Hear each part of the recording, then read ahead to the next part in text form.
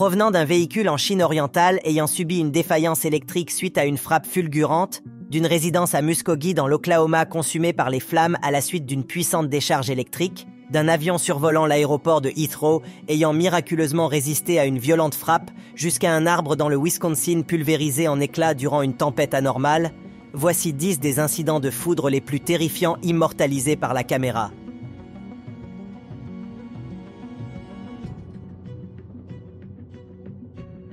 Ningbo en Chine est une cité relevant directement de la province de Zhejiang et abrite environ 9 500 000 habitants, dont la moitié vit dans les zones urbanisées. Le 4 juillet de l'an 2021, un résident local, John, a fait une expérience extraordinaire. Alors qu'il rentrait chez lui par l'autoroute, un orage s'est soudainement formé au-dessus de lui. Il pensait être à l'abri dans sa voiture, mais les éléments en avaient décidé autrement.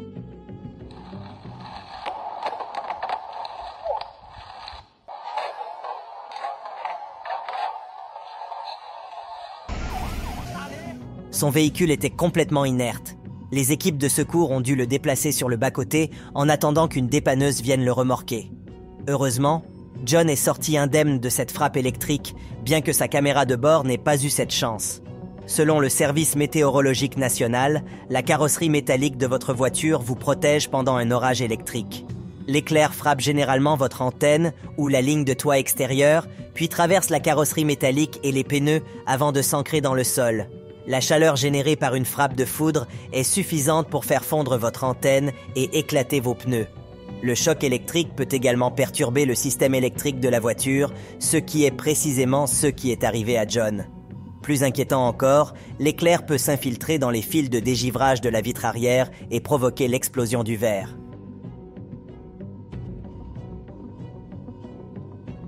Lorsque la foudre frappe, l'éclair s'infiltre dans le sol et se disperse, suivant toujours le chemin de moindre résistance. C'est pour cette raison qu'elle cible généralement les arbres, les poteaux téléphoniques et les lampadaires. Toutefois, le 7 juillet de l'an 2017, une famille du Vermont a découvert que la foudre ne s'abat pas toujours sur les objets les plus imposants. Lors d'une réunion de famille, un couple et leur fils ont monté une grande tente dans leur jardin, vraisemblablement en raison d'un manque de place à l'intérieur de la maison. Heureusement, il s'agissait d'une famille avide d'aventure, dotée d'une solide expérience en camping. Ils n'étaient cependant pas préparés à l'événement surprenant qui allait suivre. Les sillons dans le sol représentent les chemins de moindre résistance. En raison de l'humidité du sol, l'éclair reste proche de la surface. Selon Hamid Rasool, un éminent scientifique spatial et professeur de physique, la foudre frappe des objets moins élevés environ 27% du temps, en fonction des conditions atmosphériques. En cette année 2023, nous cherchons toujours à percer tous les mystères de la foudre. Omsk, une ville russe, est un nœud crucial sur la ligne du Transsibérien. Il est donc aisé d'imaginer le chaos qui peut survenir lorsque l'électricité est coupée. Le 8 août de l'an 2012, un unique éclair a provoqué des pannes d'électricité généralisées dans toute la cité. Un habitant local filmait l'orage depuis son balcon lorsqu'il a capturé ce moment effrayant avec sa caméra.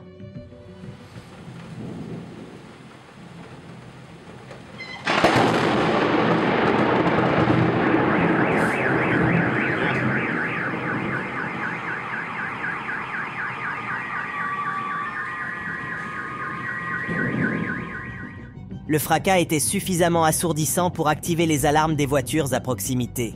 Les capteurs de choc et d'impact fonctionnent en détectant les vibrations. Les bruits forts émettent des vibrations assez puissantes pour déclencher une alarme de voiture. Feux d'artifice et coups de feu peuvent avoir le même effet. Quant au transformateur, une frappe de foudre génère simplement une surcharge électrique, entraînant son explosion. Ni votre domicile, ni votre entreprise ne pourraient supporter une telle tension électrique s'ils étaient directement reliés à la centrale. Ainsi, l'électricité passe par des transformateurs qui réduisent la tension avant de l'acheminer vers les foyers.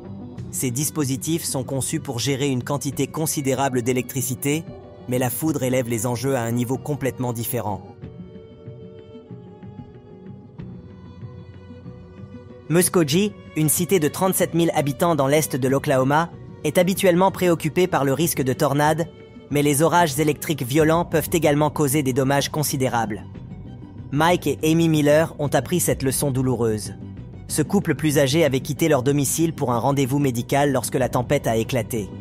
Sur le chemin du retour, ils ont remarqué des camions de pompiers se dirigeant vers leur quartier.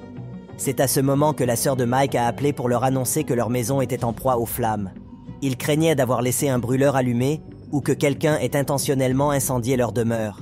Toutefois, le système de sécurité d'un voisin a révélé la véritable cause.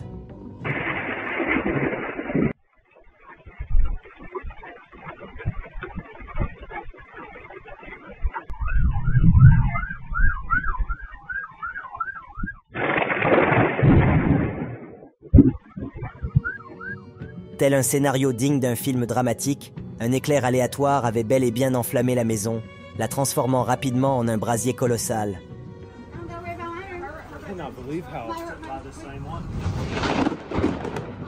Selon le chef des pompiers, la foudre a frappé la mansarde, enflammant probablement l'isolant à l'intérieur. N'est-ce pas censé être incombustible, l'isolant? Une frappe de foudre peut surchauffer l'air environnant jusqu'à 50 000 degrés, soit 5 fois la température de la surface du Soleil. Les bons conducteurs ne chauffent pas autant, tandis que les mauvais conducteurs s'enflamment instantanément et l'air figure parmi les plus piètres conducteurs d'électricité. Les pompiers ont réussi à éteindre l'incendie, mais non sans que d'importants dégâts ne soient occasionnés. Le salon, la cuisine et le garde-manger étaient totalement anéantis. Heureusement, les albums photos anciens et les vidéos familiales ont survécu. Mike et Amy se sont installés dans un hôtel pendant que la compagnie d'assurance évaluait les dégâts. Espérons qu'ils étaient à l'abri de catastrophes telles que la foudre.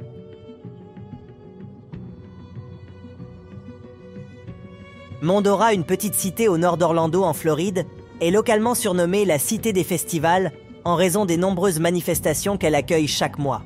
Certaines de ces festivités se déroulent sur le lac Dora, vaste étendue aquatique au cœur de la cité.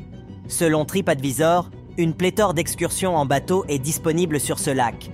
Mais prenez garde aux conditions météorologiques. Vous ne voudriez pas être pris au piège en plein orage électrique.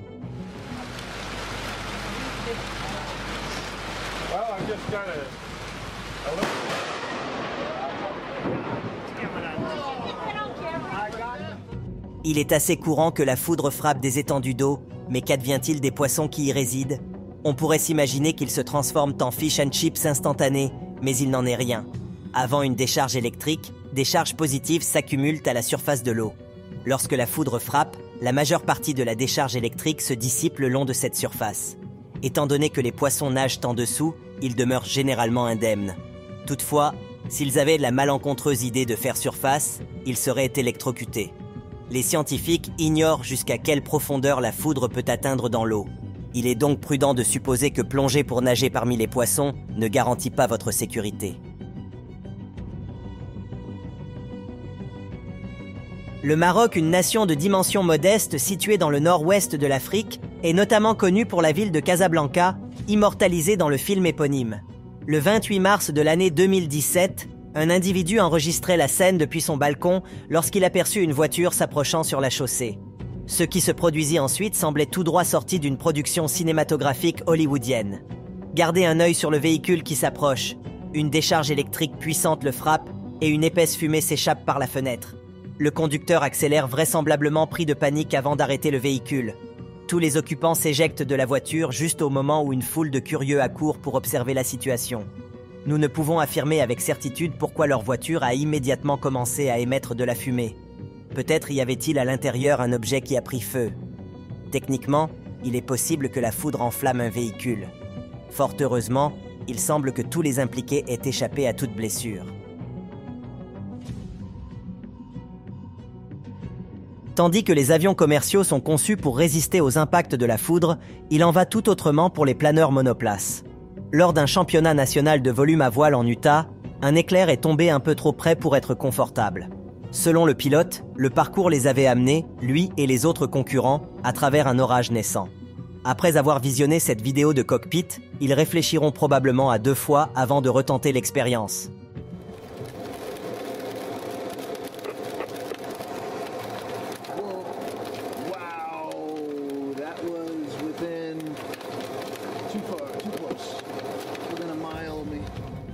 Même si la distance était seulement de 2 km, c'est toujours trop près lorsque l'on se trouve à cette altitude. Si l'éclair l'avait touché, cela aurait pu faire entrer son planeur en chute incontrôlée. À son crédit, il ne panique pas et poursuit sa route. et l'on imagine qu'il a fini le tour. Nous ne savons pas précisément où cette compétition a eu lieu, ni qui en était l'organisateur, mais celui qui était en charge devrait sérieusement reconsidérer les itinéraires de volume. Aucun pilote ne devrait avoir à mettre sa vie en péril pour un trophée. Wautoma, une petite cité nichée au cœur du Wisconsin, se proclame fièrement comme étant la capitale mondiale du sapin de Noël, bien que plusieurs autres villes à travers les États-Unis revendiquent le même titre. Néanmoins, le commerce des arbres de Noël dans le Wisconsin demeure une industrie florissante, générant 50 millions de dollars par an, dont une part substantielle se concentre à Wautoma. Mais le 8 avril de l'année 2021, l'objet des conversations de la cité était tout autre. Tandis que des lycéens se préparaient à un examen, des caméras de vidéosurveillance ont capté un éclair détruisant totalement un arbre à l'extérieur de leur salle de classe. Observez comment la décharge électrique dévale le tronc et fait voler l'ensemble en éclats. Les élèves de 9e et 10e année se préparaient pour l'ACT, si bien que cet arbre explosé constituait une distraction pour le moins palpitante. Pendant ce temps, à 1600 km de distance à Tyler au Texas, les étudiants de l'école catholique Bishop Gorman ont eu la surprise de voir un éclair s'abattre sur un arbre près du parking. Il suffit de cette séquence de 8 secondes pour prendre la mesure de la puissance dévastatrice de la foudre. Ces voitures ont eu de la chance que le reste de l'arbre ne soit pas tombé. Personne n'a été blessé, mais l'éclair a neutralisé le système téléphonique de l'école. Selon les rapports, l'arbre a explosé dans le jardin de prière de l'école. Parler de la colère divine, n'est-ce pas? Comme nous l'avons précédemment mentionné, les éclairs frappent régulièrement les avions de ligne, lesquels sont conçus pour résister à ces chocs électriques. Si tel n'était pas le cas, nous serions confrontés à une multitude d'accidents tragiques. Le 22 juillet de l'an 2018, un passionné de l'aviation, installé dans son appartement aux abords de l'aéroport d'Heathrow à l'ouest de Londres, immortalisait une scène fascinante. Les cieux déjà assombris par des nuages menaçants s'emplissaient d'une pluie battante lorsque notre observateur a sorti son iPhone pour saisir l'instant où la foudre a frappé un avion en phase d'approche. Gardez un œil sur cette lueur minuscule qui traverse la couche nuageuse.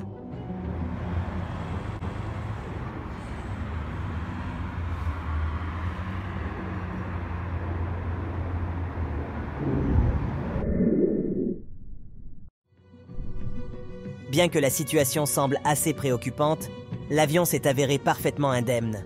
La décharge électrique a touché une aile, a circulé autour de la carlingue avant de s'échapper par l'aile opposée. Selon le Service météorologique national, la zone idéale pour les impacts de foudre sur les avions se situe entre 1524 et 4574 mètres. Au-delà de 7314 mètres, les risques de se faire frapper par la foudre sont quasiment nuls. Chaque avion commercial est frappé par la foudre au moins 1 ou 2 fois par an.